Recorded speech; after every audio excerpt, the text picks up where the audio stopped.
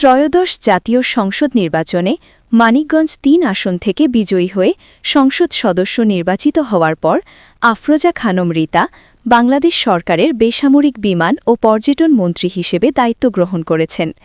তারই গুরুত্বপূর্ণ মন্ত্রিত্ব প্রাপ্তির খবরে মানিকগঞ্জের হরিরামপুর উপজেলা জুড়ে বইছে আনন্দের বন্যা। মানিকগঞ্জ হরিরামপুর থেকে দেলোয়ার হোসেনের প্রতিবেদনে দেখুন বিস্তারিত। এই উপলক্ষে হরিরামপুর উপজেলা বিএনপি ও এর অঙ্গ সংগঠনের উদ্যোগে এক আনন্দঘন কর্মসূচির আয়োজন করা হয়।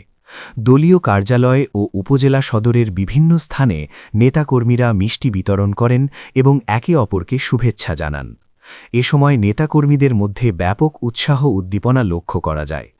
অনুষ্ঠানে উপস্থিত ছিলেন শামসুল আলম খান, যুগ্ম আহ্বায়ক, যুবদল হরিরামপুর উপজেলা; মোহাম্মদ মিরাজ হোসেন মুগ্ধ, আহ্বায়ক, যুবদল হরিরামপুর উপজেলা; মোহাম্মদ নাসির হোসেন, যুগ্ম আহ্বায়ক, যুবদল হরিরামপুর উপজেলা; কাজী তানভীর, যুগ্ম আহ্বায়ক; মোহাম্মদ নীরব হোসেন, আহ্বায়ক, ছাত্রদল হরিরামপুর উপজেলা; মোহাম্মদ শিশির মিয়া, সিনিয়র সহসভাপতি, ছাত্রদল কৌঁড়ি কলেজ শাখা।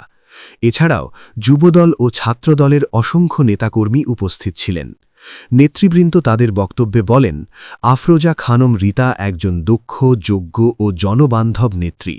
তাকে গুরুত্বপূর্ণ মন্ত্রণালয়ের দায়িত্ব প্রদান করায় মানিকগঞ্জবাসী গর্বিত।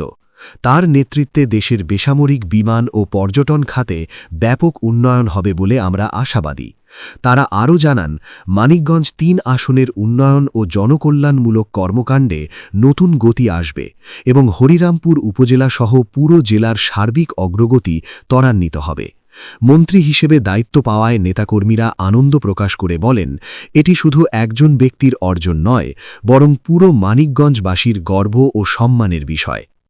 মানিকগঞ্জ জেলার বিএনপির আহ্বায়ক ও নবনির্বাচিত এমপি ও সদ্য মাননীয় সংসদের বিমান ও পর্যটন মন্ত্রী জনাব আফরোজা খানম রীতা আপাকে হরিরামপুর থানাবাসীর পক্ষ থেকে, তার নিজ থানার পক্ষ থেকে, হরিরামপুর থানা জাতীয়তাবাদী যুবদলের পক্ষ থেকে আমরা সবাই তাকে অভিনন্দন, শুভেচ্ছা জানাচ্ছি।